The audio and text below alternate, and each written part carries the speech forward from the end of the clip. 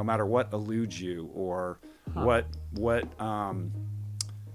aspect of your life feels unfulfilled, the answers that you seek will always be found by exploring the nature of love.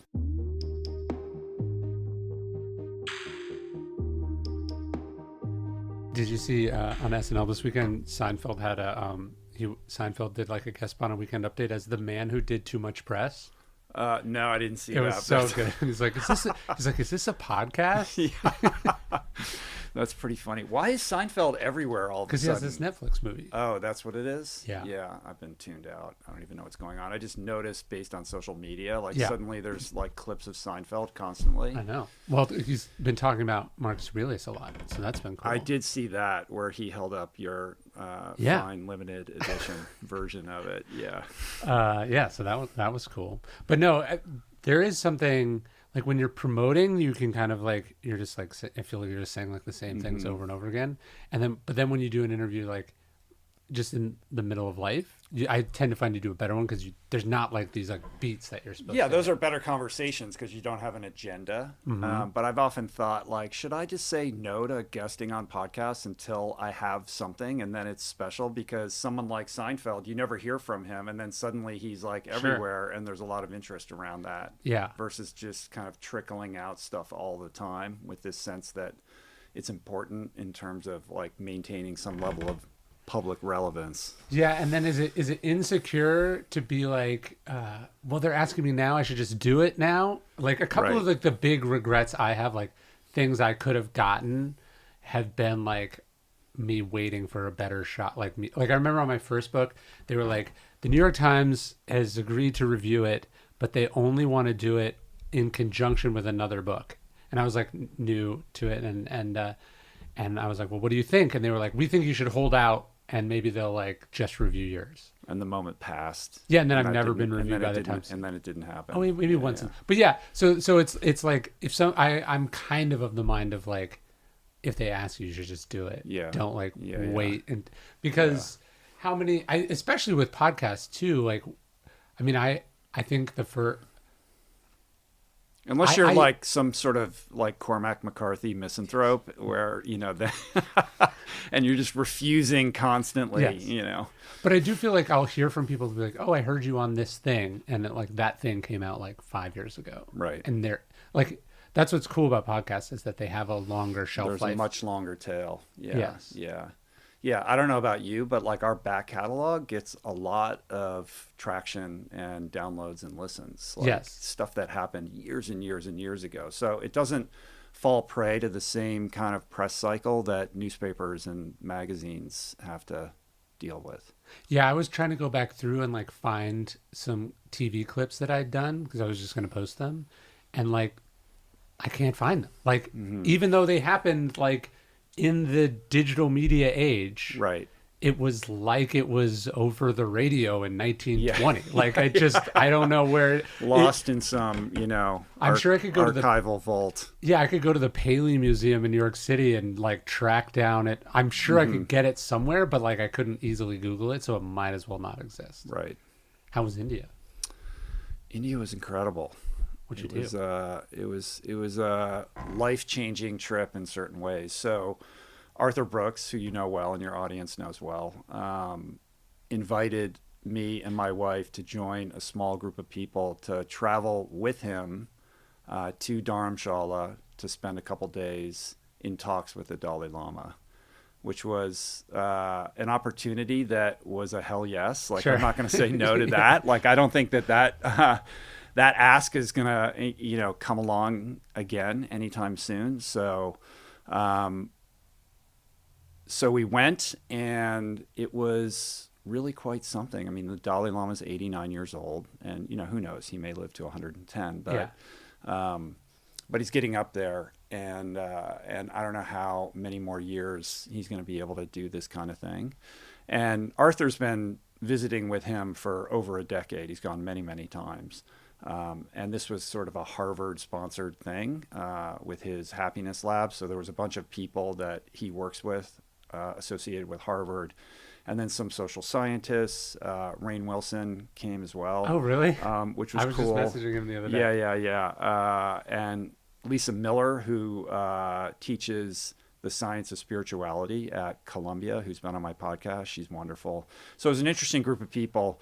And Arthur was quick to say at the outset that no matter how planned out like this arc of conversation, he could kind of like, imagine that no matter what question you ask the Dalai Lama, he's just going to impart whatever wisdom he feels like this group needs to hear. Oh, interesting. Which was exactly the case. Like, Arthur comes armed with a whole sense of trajectory where he wants to take this. It's about transcendence. It's about love, the happiness, the things he talks about.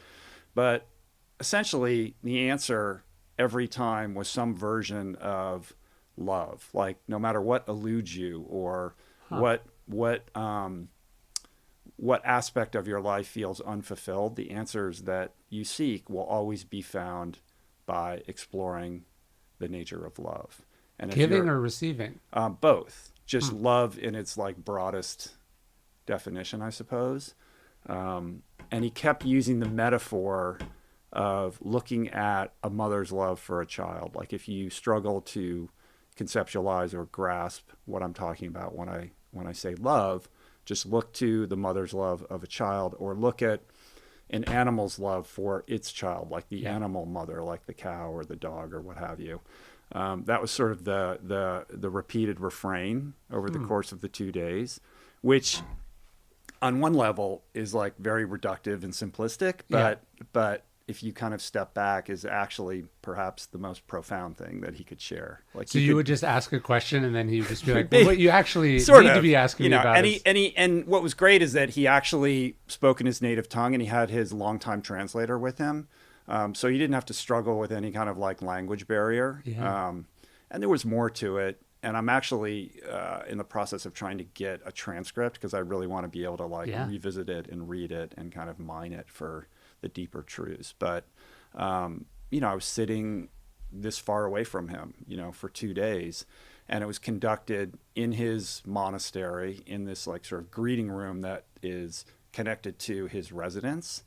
And, Dharamshala is a pretty special place. I mean, it's just littered with seekers from all over the world, backpackers. It's sort of a Topanga of India, nestled up against the foothills that lead up to the Himalayas. And what's his energy like? Like, what do you feel like? You do when feel you meet it, someone who has like real charisma or power, you're like, oh, there's something here. For sure. I mean, he is, and Arthur said this, it's like, it's a rare opportunity to spend time with a living bodhisattva. Like, on some level, he is the world's most prominent and perhaps greatest spiritual leader. And when you reflect on his life and the level of advocacy and compassion that he's brought to very difficult circumstances with his people, it's quite profound. So in the aftermath of that experience, we got to visit this kind of adjunct museum where you can see all the artifacts that he's collected over the course of his life, all the honorary degrees from all these American universities, and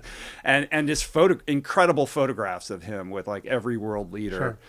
Including this remarkable photograph of him engaging with Chairman Mao, who was basically responsible for slaughtering, untold millions of his people, and is responsible for his exile, etc. But I think the real gift also was the opportunity to spend time with so many of his monks, all these Tibetan monks, who are some of the most joyful, fun, and engaging people like I've ever met. Like, they're just so happy. And a lot of them have been educated in the United States. Most of them fled from Tibet when they were kids, and now kind of reside in monasteries across India, many of them in southern India, who traveled up for this event.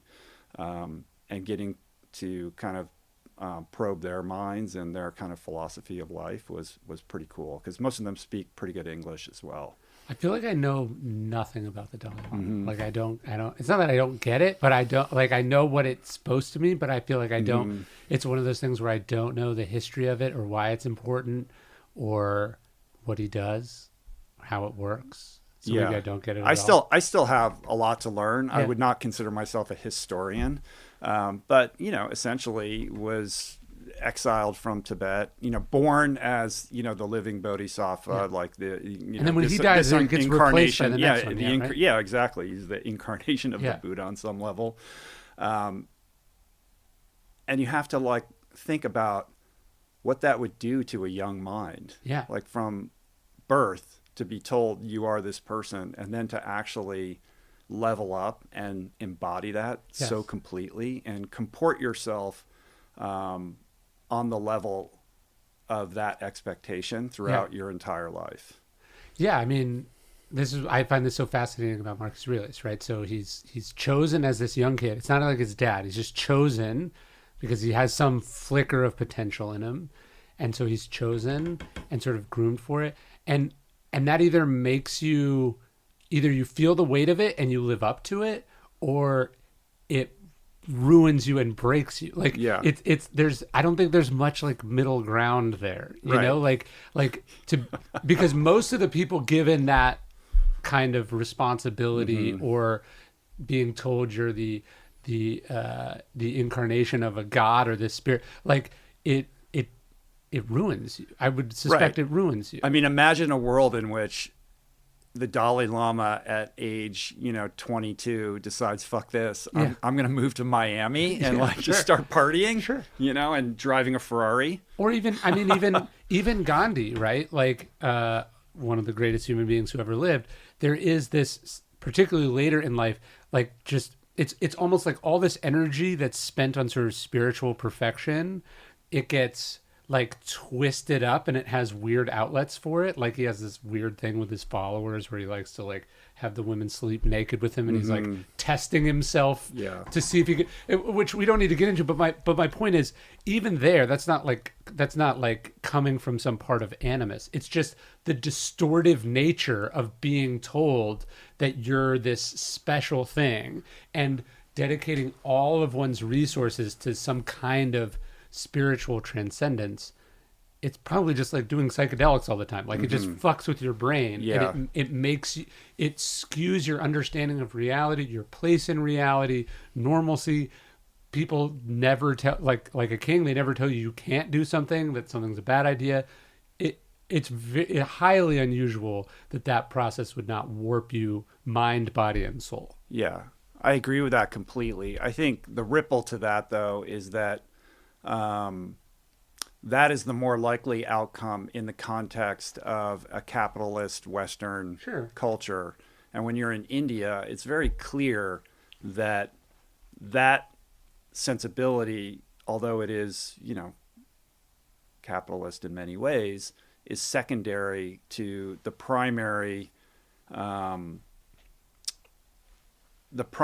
of defining feature of that culture, which is spirituality and the aspiration for a higher state of consciousness. Like that is sort of the shared sensibility of that part of the world. And it was my first visit to India, and it is like going to a different planet in many ways. Like it is, I've traveled to a lot of places, but there's something really particular and unique about that country that emphasizes spiritual connection, spiritual growth, spiritual evolution in a way that I haven't seen anywhere else that I've ever traveled. But I mean, even amongst people of that bent, right? Like most spiritual gurus seem to lose their minds, right? Like East there's all some kind of malfunction with these guys, and it generally shows up in sexual dysfunction, greed, all these things that end up corrupting the ecosystem around them. I mean, we see that time and time again. So when you see somebody who somehow has avoided that or immunized themselves against that is a remarkable feat.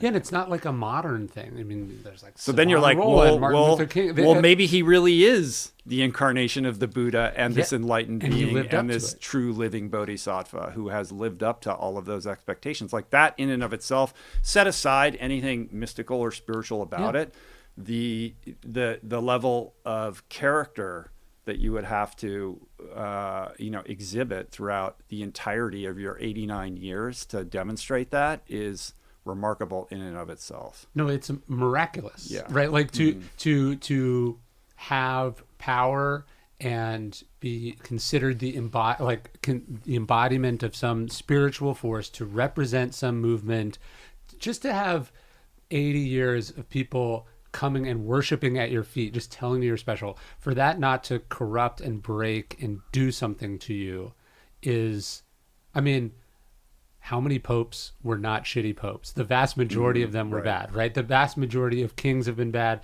The vast majority of prophets ended up like, even the good ones just burn out, like burn out and up pretty quickly, right? So just to make it to 80 as a prophet, spiritual guru embodiment is itself like a pretty rare and momentous thing. And perhaps there's something specific or endemic about Buddhism itself that is more conducive to that than another type of religious or spiritual institution. Yeah, there's not like this infrastructure around it, right? Like that's sending money upwards. There's no Vatican that is, got a vault with like all the world's gold and art in it.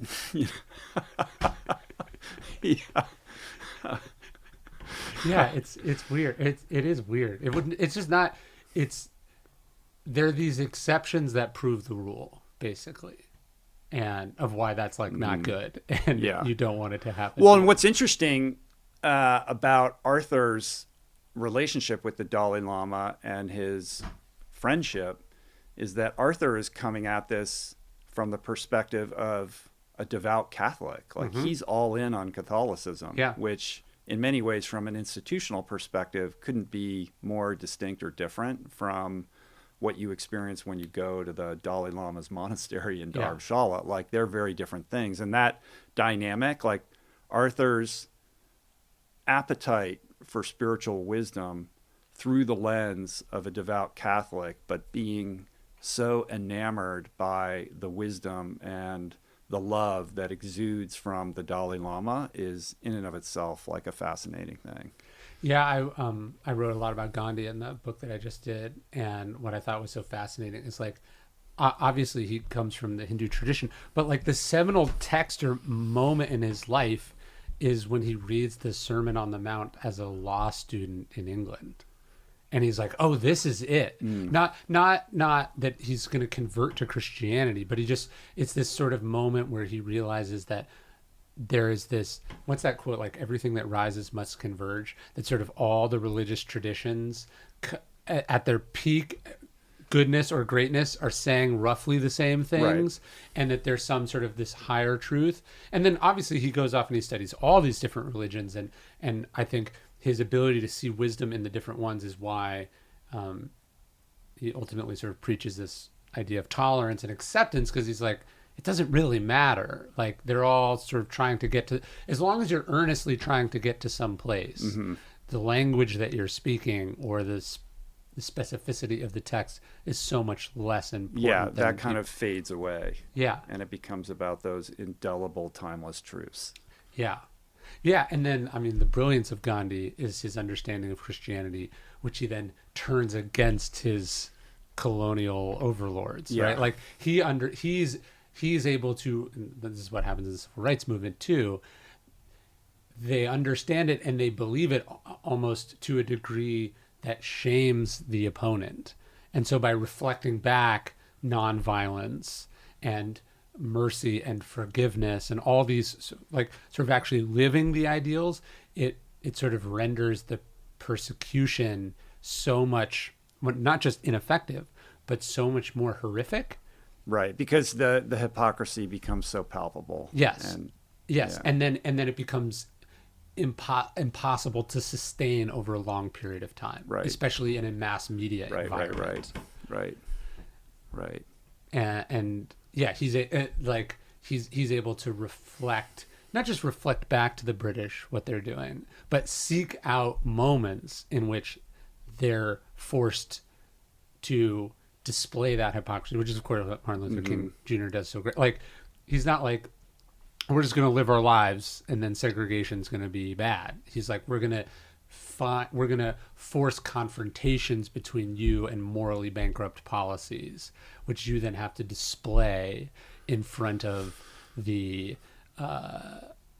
media and thus the world.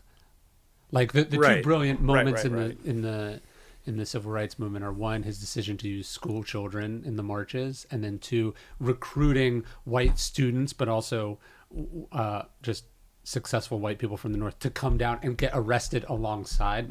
So it's this idea of like, oh, you're only able to justify this to yourself because, one, you're doing it in secret, or two, because it's happening to someone who's not like you. Right. And as soon as I make that not the case, as soon as I force you to take it to its natural horrific conclusion, it becomes so much less sustainable. And that it's just a house of cards that collapses on itself. Yeah.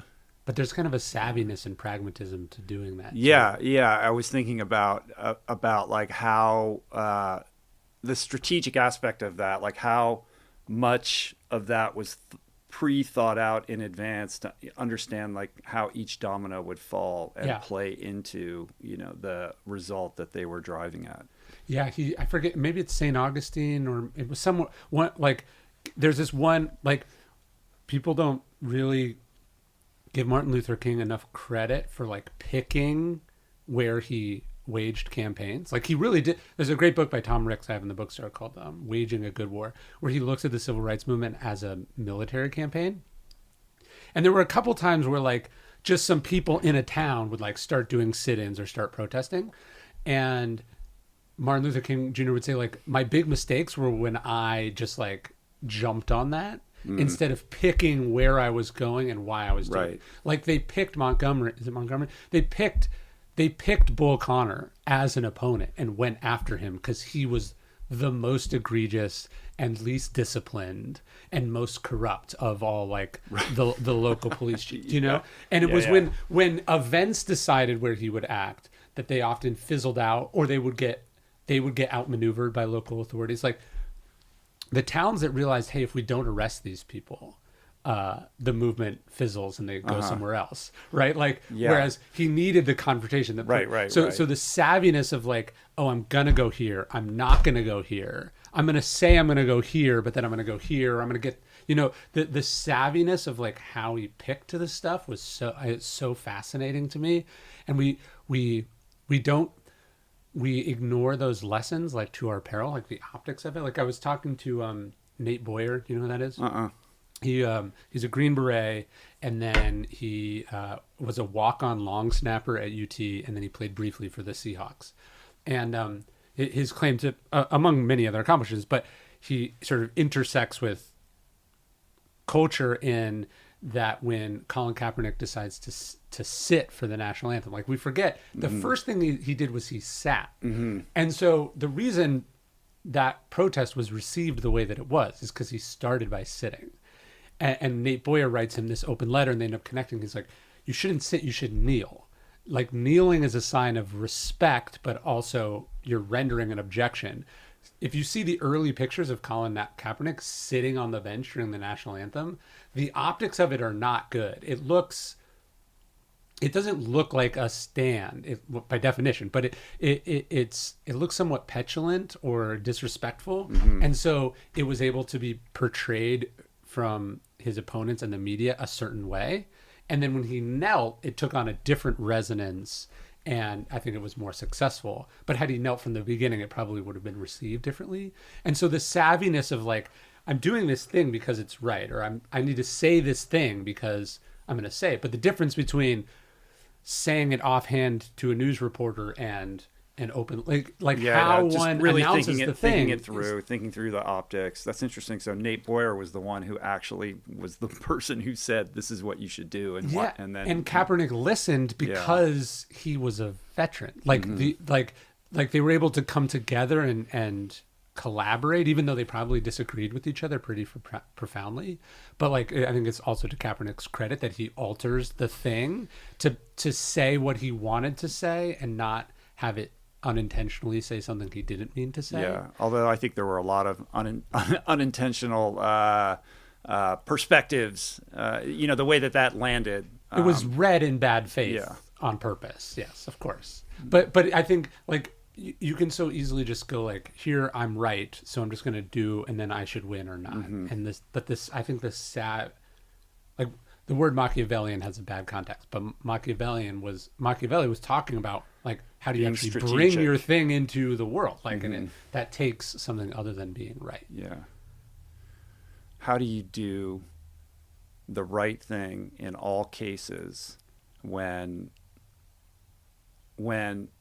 all of your instincts or all of the people around you are telling you you should do something else? Like if you think about whether it's Gandhi or Martin Luther King or the Dalai Lama, the Dalai Lama whose people are being executed in exile, and the governments, all these sorts of things would just lead any rational person to think we need to strike back, or we need to reclaim what has been taken from us, and to sustain decade after decade after decade this message of peace and love and forgiveness. It's crazy. Requires an insane level of strength and commitment.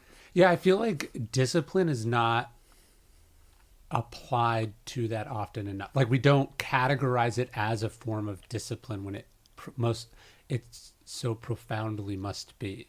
Like obviously it's rooted in like justice and a sense of right and wrong and some spiritual, but just like the sheer strength that it would require. Like in one of the books I talked about this, there's this moment where Martin Luther King is on stage and this neo-Nazi like walks on stage and starts just like beating him. And so Martin Luther King physically like punching him in the face. Like I think Rosa Parks would go, you could hear the flesh on flesh. Like it's dead silent in this auditorium and they're watching Martin Luther King get the shit kicked out of him. And like he goes like this, he puts his fist up to the way like a human is evolved to protect themselves and also fight, like in the way that chimps fight, like this is how we fight, right? And one of the observers is talking about how there was this moment where they watched Martin Luther King do that and then drop his hands. And like I was just struck by the like training teaches you to do the things that you don't normally or naturally do.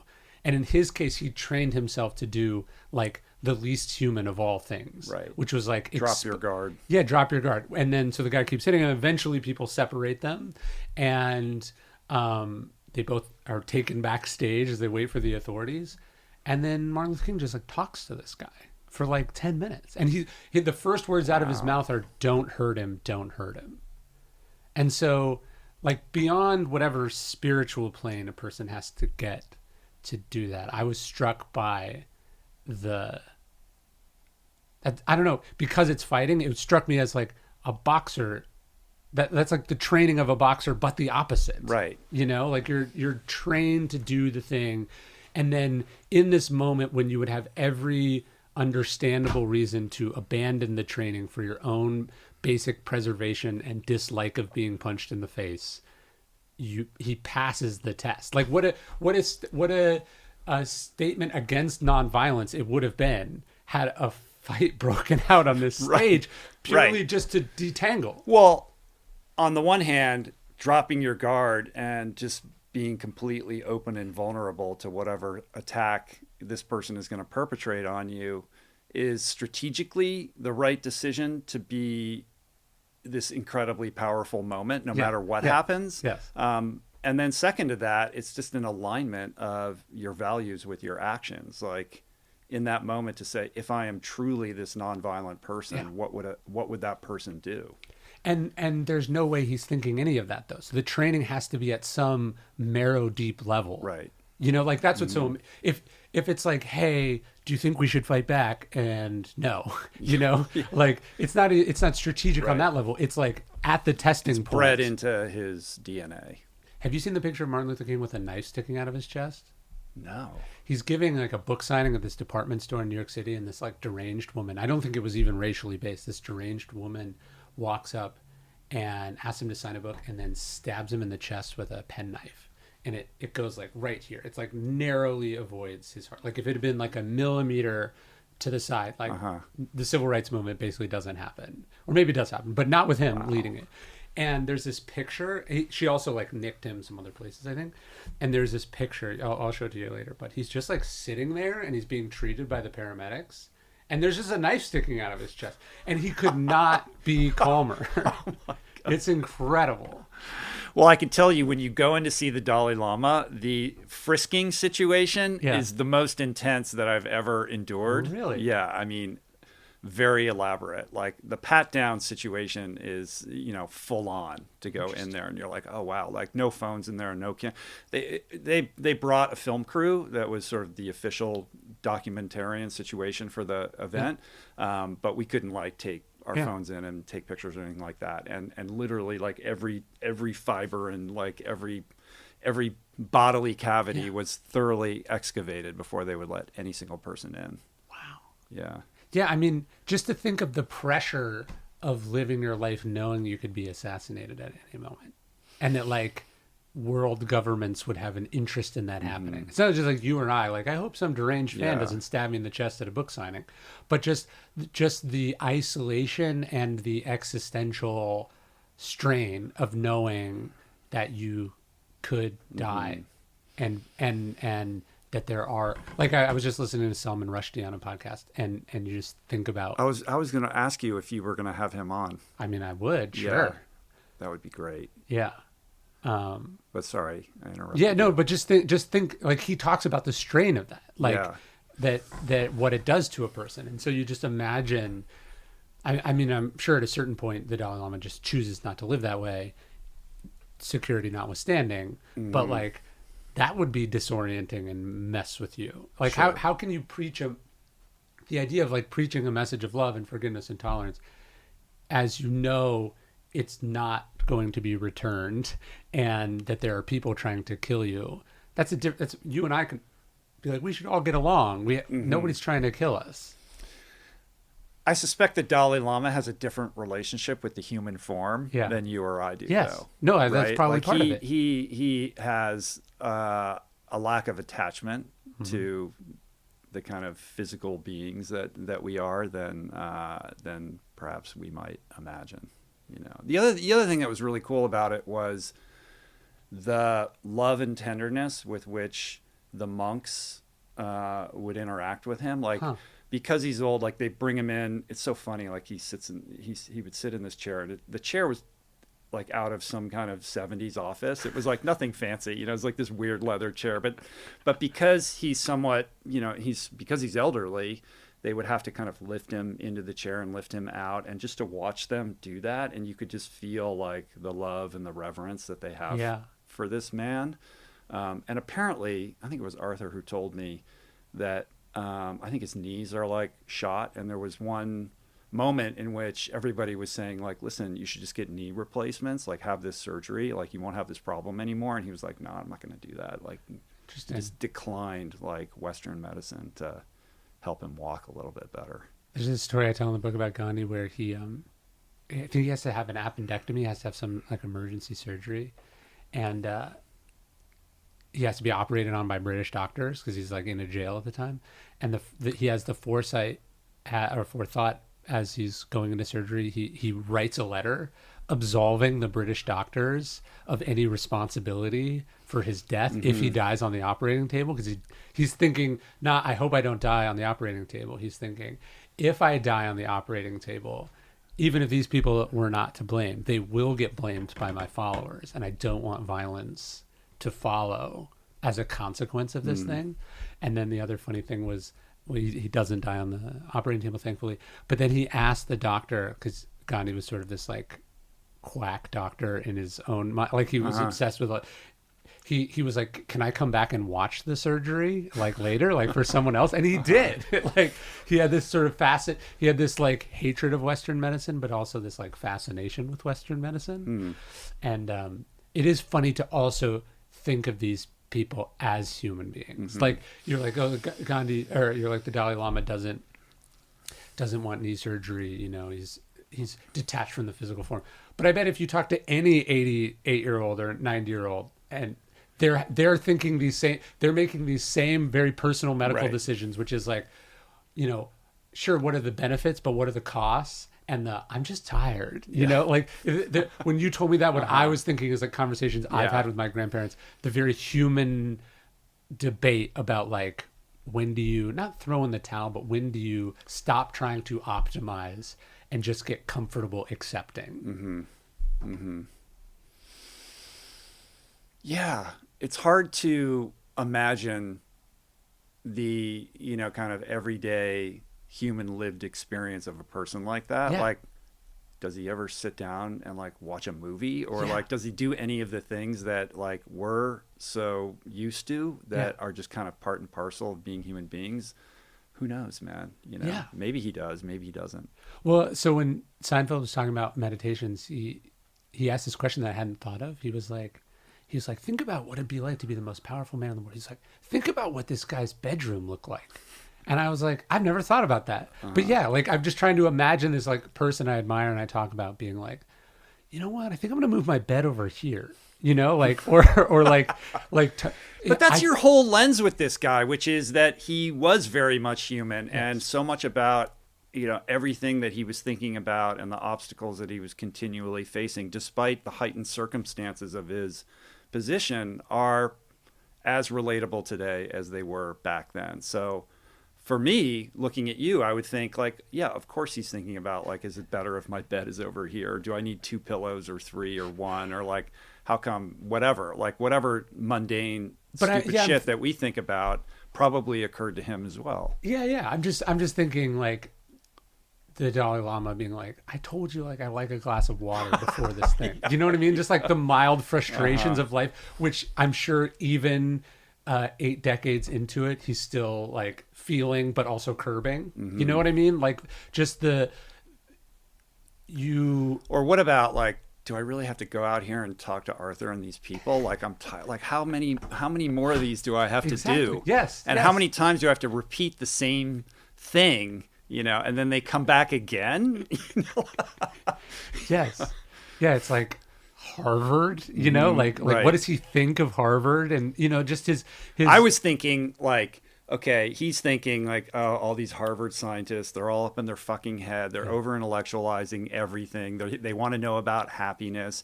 And, you know, he could deliver a lecture on, you know, kind of the deepest, most, you know, spiritual, mystical way of thinking about these things. But my instinct was that, okay, these people can only, they're surfing life on just the very surface of like these ideas. And I don't think that they can really handle or understand if I go there. So I just have to keep it here. Yeah. And so I'm going to talk about love and like the mother's love for a child and like call it a day, you know, like that's enough for them. Well, I don't know if you've experienced this, but like when you do a lot of talks or when I used to be a consultant, so I've experienced this in 2 different ways, one in a business context and then one more in the sort of personal development context.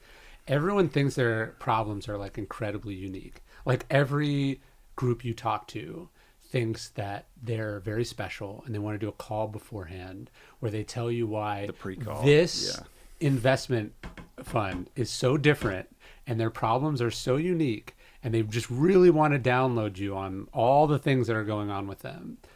And then you end up doing basically your exact same talk. And they're like, how did you know that was exactly what I needed? You know, like everyone as a consultant, I would find like, I would just be giving roughly the same spiel every single time, even though the context of the businesses, the people, the genders, the race are so different, but like the same things are basically true for everyone. So I imagine part of it, like if you could be a fly on the wall for like 6 months of Dalai Lama meetings, I wonder if, not that he's saying the same thing, because he's probably saying it differently, but fundamentally, it's not like there's radically different truths that people need to hear. It all boils down to that. Immutable truths don't change. Yes. You know, they can be contextualized and delivered in a way that, you know, a certain group is going to be more receptive to them. But fundamentally, it's always going to be the same message. Yeah. Yeah. And people think, like there's this James Baldwin quote where he goes, you know, you think your pain is like so special and unprecedented in the history of the world. And then you read books and you realize like everyone's going through the exact same thing.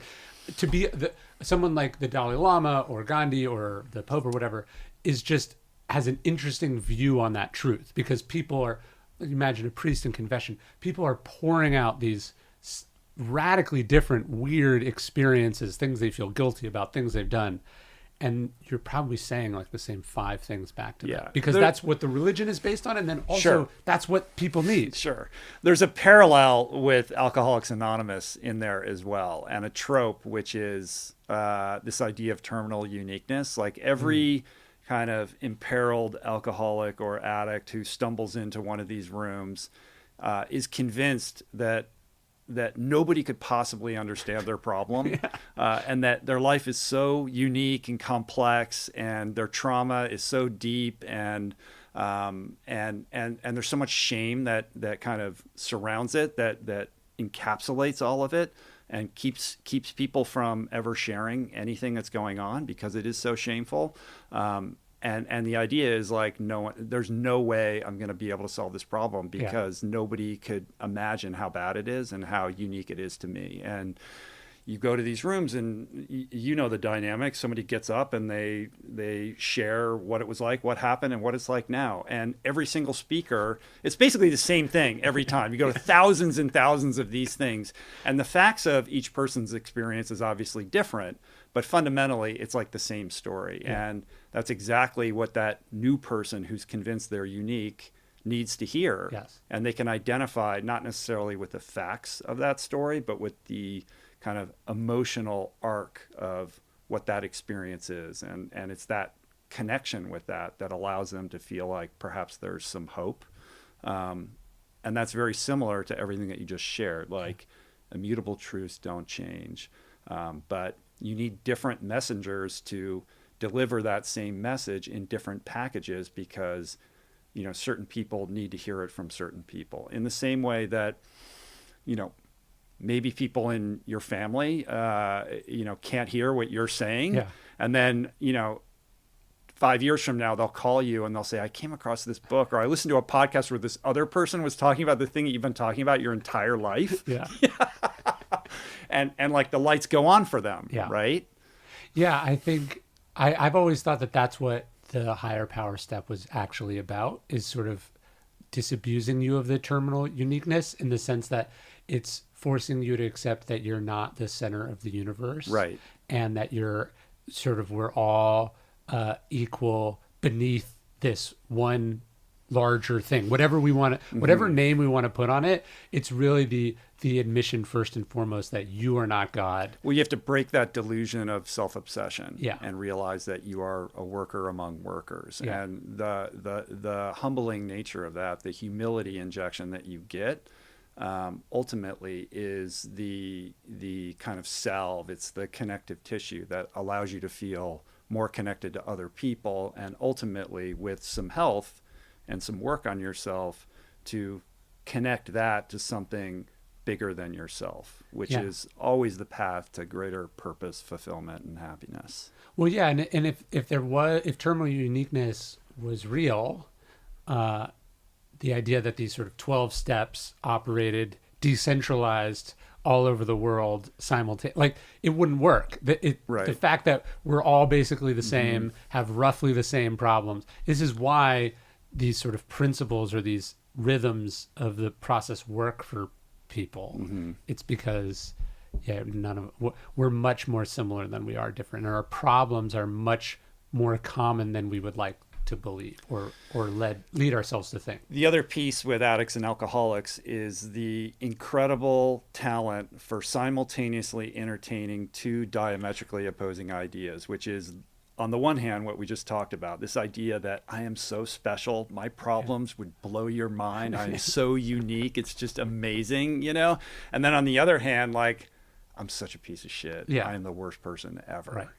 Like this outsized ego on the one hand, and then this, complete, devastating lack of regard for one's own value on the other hand. I've come to believe that that's the same ego. In what way? Well, it's all rooted in the same perpetual self-obsession. Because that's a sense of specialness also. Yes. Like, I'm so bad you can't imagine. Yes. Like, that's an egoistic ideation as well. And also just thinking about yourself all the time. Like, people hate me. People. It's all self-obsession. Yeah. People, they won't forgive me. You just shared the other day, like, people are not thinking about you. Yes, you know, yes. like the idea that like everyone isn't walking around just obsessing on what you're doing or not doing that day, you know.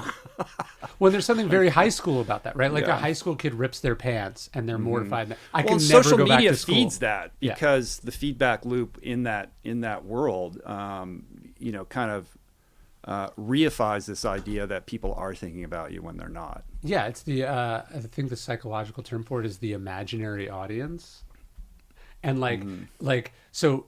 When you're a kid, you have this imaginary, you're first beginning to understand social dynamics and tribalism and all these really powerful forces that human beings have to have an aptitude for. You end up getting, you know, expelled from society. That hits you really strong, like in high school. And then obviously the dynamics of high school exacerbate it too. But like, yeah, this embarrassing thing happens and you feel like you can never show your face again. Of course, everyone is worried about showing their face because they also have acne or whatever it is. Right. And so that's like a very sort of teenage narcissism, and some of us never shed that, and then social media is fundamentally attractive to people who are stuck in that place, and then also encourages it in people. And like, yeah, you not only have an imaginary audience, but now you have 10,000 followers who are your audience, and they're what are my followers going to think? Like, I think about this even when you're promoting a book or whatever, right? You're like, are they going to get tired of me talking about this? And it's like, they're not even seeing it. Like, algorithmically, they're not even seeing it. I know. And so there is the lowliness has a self-obsession too, because you're just assuming people care and are paying attention and are measuring you and evaluating you and all this stuff, and they're not. And then over here, yeah, there is this, weirdly, what we see as like a surplus of confidence is actually rooted in the same I'm also a piece of shit insecurity, and I have to it's like I have to dominate, I have to win, I have to achieve, I have to do these things, or what I feel about myself is not true. And so it's both ends are the same narcissistic ego wound place that it's not good to live in. No matter how old we get or how much growth we welcome into our lives, on some level, Ryan, I'm not sure that we ever graduate from middle school. No, probably not. You know, probably not. Probably. Well, the kind of petty things that flare up in social dynamics and conflict and all the like are you know, although they may be more nuanced and complex as we get older, on some level, they're really just a different flavor of the same things we were dealing with in 7th grade. Well, because many of us are still that same scared 7th grader, right? Like that idea that, you know, you have this wound or this thing happens to you and then you become... It threatens your membership in the in-group or whatever, and your sense of identity and belonging and connection with... And that's very threatening to, you know, on a very human level, like the idea that you could be exiled or ousted from... Yeah. Something that, you know, you identify as so crucial to your survival. Well, this thing you make up or become to give that younger version of yourself what it needed that it didn't get is where I think a lot of us get stuck, myself included. You know what I mean? Like what you needed at 15 that your parents weren't giving you. And so the coping mechanisms that you made up to help that 15-year-old, that's what stays with you. So that's who you are. You're a 15-year-old trying to be a, you know. Sure. And I will tell you in all candor and honesty, as I was sitting down to journal this morning and doing an inventory on my behavior and my motivations, I had the reflection that maybe I haven't grown all that much since I was 15. Like when I think about my like relationship to extrinsic reward or the validation or opinions of strangers and things like that. I wish I could tell you I was healthier than I actually am, because I know that I still fall prey to those influences in a way that I'm not proud of, and I know that I still have work to do. but the reflection being like, what was it that happened to me at a young age that kind of lodged that as a motivator, and what can I do to confront that and overcome it or transcend it so I can have a healthier relationship with the work that I do and the person that I am. Because fundamentally, I think those things are still barriers in my life, and they prevent me from a richer, more full experience of life. They get in the way of intimacy and my ability, like reflecting on the Dalai Lama and his message, like, to what extent do those malfunctions impede me from my full capacity to experience love, to give love, and to feel love? And I think there's something very real there that I need to look at. Like every day I've been like reflecting on this. Okay, it sounded so simple, but like, let's go beneath it. Like, what can I learn here, and what can I practice, and how can I be better? Do you give yourself credit, though, for even that realization? Because I would argue most people are going through the world that same kind of adapted, stunted child, but they're just like, no, I'm doing this because it's the right thing to do. I'm doing this because they're not even aware. There's another trope in Alcoholics Anonymous, which is self-awareness will avail you nothing. So I would say that I have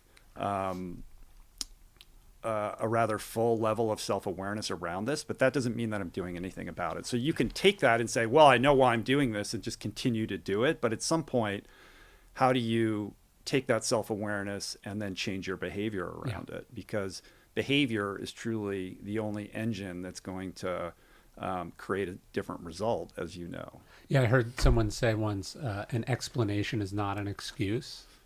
And so it's like, you can explain why you do a certain thing or why this happened, but that doesn't mean it's okay. Right. Yeah. And then just to keep doing it. Yeah. Right. Right. Yeah. Well, it's because I'm this way.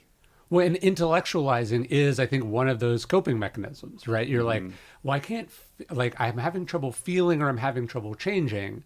So I'll just spend that energy talking to myself about it, or like exploring it, but not actually. Right. And then you get some kind of dopaminergic, kind of result from that. In other words, a feeling of having done something about it, when in fact you haven't done anything about it. And I think the same applies. You can read all the self-help books and feel like, oh, I'm improving myself, but all you're doing is kind of arming yourself with a bunch of arguments and perhaps enriching your level of self-awareness. But if you don't take all you need is like one self-help book. If you actually did everything in whatever, choose your book, it doesn't even matter. Like, your life would probably be better. Yeah. But I often think, like, is anybody actually doing any of the things that are suggested in any of these books, and why do we need a new one every month? Yes. Otherwise, Yeah. It's, you're sort of talking about it and explaining it, and then enough time passes that like real life resumes again. You know what I mean? Right. You're like, why did I do this? Why did I, and then you're just, it's a way to just sort of dissipate the energy and to not have to make a behavioral shift. Like you get the rush of the self-exploration, the explanation, the whipping yourself a little bit, and then you're like, what do you want for dinner? I think similarly, it's not distinct from that idea of like sharing a goal publicly, and then that like sort of giving you the same feeling as if you had achieved the goal. Yes. This is why I don't talk about books while I'm writing which gets in the way of actually achieving the goal, right? Like that becomes an impediment to that. No, you tell people you're training for a marathon, and they go, "Good for you." You're validated for that, and then you're like, then you don't get up the next day and train because you feel like you've already succeeded. Yeah, and that's what social media exploits, because they're like, "Hey, it's like a credit card. It's like, do you want it before you have to pay for it?" And then the interest is attached, however you want to take this metaphor. But yeah, it's this way of just getting it in advance. And if you get it in advance enough times or often enough, why would you go do the hard thing? Right. You don't need to do the hard thing. Because the hard thing, because what you're doing the hard thing, if you're doing the hard thing for that external validation or reward, there's a much easier way to get it. Yes. So you have to be internally driven on some level. Yeah. There has to be something deeper and more to drive that. And, you know as well as anybody that there is something important about protecting those goals and keeping them to yourself. Like it's a, if you think of it as energy, like you don't want any seepage, right? And if you allow any kind of seepage, then it loses that potential energy on some level. Like, I don't know how to put words to that, but protecting it then feels like when you finally are ready to share it, that it is more, it's more pure than it would be otherwise. Yeah, although one of the things I'm struggling with or thinking about is like, okay, so you're like, no, I'm just intrinsically motivated. I'm not thinking about whatever. But that in and of itself is kind of a weird self-deception you're undergoing, which is like you're telling yourself, well, if you do it for this way, you just keep doing it long enough. There's still some other goal maybe you're not being honest with yourself about, or some oblivion you're seeking as a result of it. And I'm trying to get better at just being like good. If that makes sense. Like I'm trying to okay, are you working on this project because you need it to be successful because you want to make a bunch of money and then you want to make dad proud? That's a chain of events that's never going to give you what you want. But there's another version of that which seems healthier, which is like, I'm just doing it for me. I have my routine, I have my rhythms, I do it. But that in of itself is this kind of comfort you come up with where you're just like, you can just get addicted to the work of it, or the compulsiveness of this is what time I do this. This is how many I do each day. And it's a similar kind of like, well, if I get it, then I'm good. And if I don't get it, then I'm not good. I think within that also, you can hide from other areas of your life. Yeah. Like, well, this is what I do. And I go and I disappear into this world every single day because it's who I am. Yeah. And that's all fine and well. But also a convenient way of not having to look at that other part of your life that's a disaster. For sure. Right? And I think that's true. That could be true of artists and writers. It can be true of endurance athletes, like you hear about, like the Ironman widow or whatever. Well, I have my training. It's like all right. Well, are you running towards something or are you running away from something? Running, biking, and swimming away from it. Yeah, and on some level, probably some synthesis of both of those things. But when I reflect on like your daily life, and I asked you this, I talked to you about this last time when I was here last month. As somebody myself who is now faced with the prospect of writing a book for the first time in a long time, trying to solve the time equation of like how you do everything, because now you're still writing a book every year basically, and you're doing this podcast. You have a lot going on. You have young kids, and I'm really struggling to try to figure out how to create the bandwidth that this book project demands in the context of also doing this podcast thing, which, if I'm not careful, just spills into my life. And I can't say that I figured out the scheduling piece of it to make it work in it. And so I've been walking around with like this low grade anxiety all the time because the book is hanging over me and every day. And so I'm like, okay, well, I'll schedule it this way. And then I'll have these couple days where then I can work on the book unencumbered. But then I'm exhausted on those days because I put so much into the prep and the other things that I'm doing in my life that when I get that time, I'm not in the mindset, or I don't have the energy that I would like to have for those experiences. And I'm starting to like... When you never let yourself go, I'm not going to work out today, I'll just do a double workout tomorrow. That's not how it works. I know that, but I also know, like, I see how you can like chip away every single day. It's like, and I love that you're able to do that, because it's in the endurance athlete like analogy or context, far is always better than fast, and pace is much more important than acceleration. Sure. Like, you're playing the long game, you're showing up every single day. It's not about the epic workout. It's like basically making sure that you're super consistent all the time. And I suppose once I get into a certain rhythm that I could work on it in small chunks every day. But now I'm I'm still very much at the starting line where I'm trying to understand what it is that I'm even going to be doing. And I find it all very overwhelming. So that creates a paralysis. And short of having a big block of time where I can just lose myself for like 10 days and then go, okay, now I know what this is and I know how to make sense of this. And I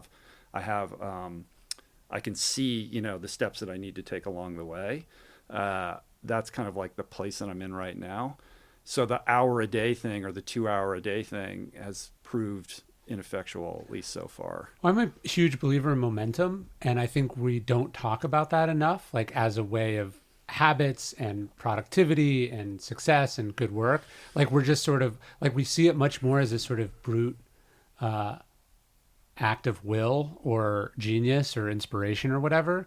And I'm a big believer in finding ways to create momentum. Like you talked about rhythm. When you're in the rhythm of a project, then it's easy. It's easy. Yeah. And the hard thing is like, how do you get momentum or rhythm in a thing that doesn't exist? Once I have that momentum, then it becomes a self-perpetuating thing. And I can't, it's all I want to do. And I just can't wait to sit down. And anything that is in the way of that is just an obstacle to be pushed aside. Well, this is but I can't wait to get to that place, but I'm not. I have to, I'm like revving the engine, but I haven't put it into gear yet. And I think this translates to a lot of different parts of life where we want to be a thing, but then we're not good at that thing. And so it's hard. Like I found this like with kids where, because of how I grew up and then because of a bunch of different things, I felt like it took me longer than I would like to admit to get into the rhythm of being really involved as a parent.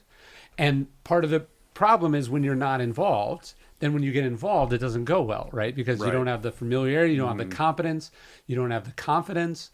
And so it takes this comfort of being okay, being bad at it, and it going terribly, and then realizing that's not a big thing.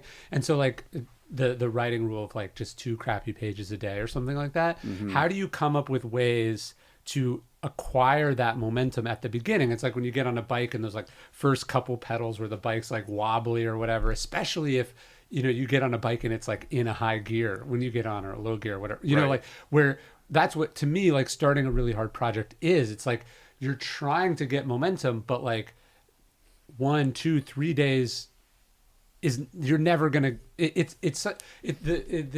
Getting the momentum on a thing that you haven't even figured out.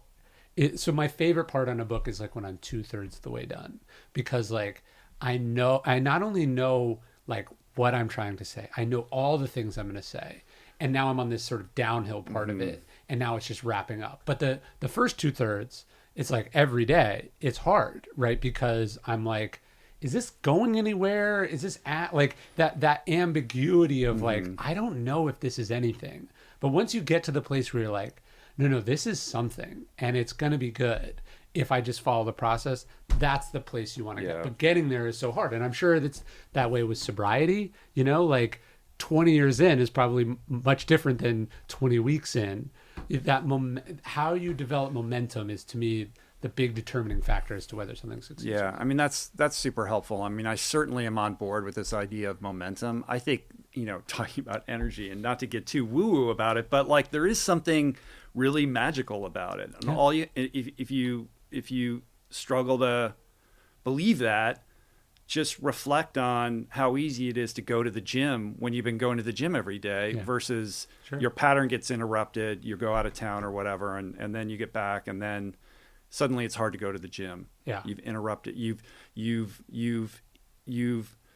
disrupted the sacred moment, sacred thing, which is momentum. And if you can just perpetuate the momentum, it does take on an energy of its own that like feels like you're being carried, and the effort aspect of it like fades into the background.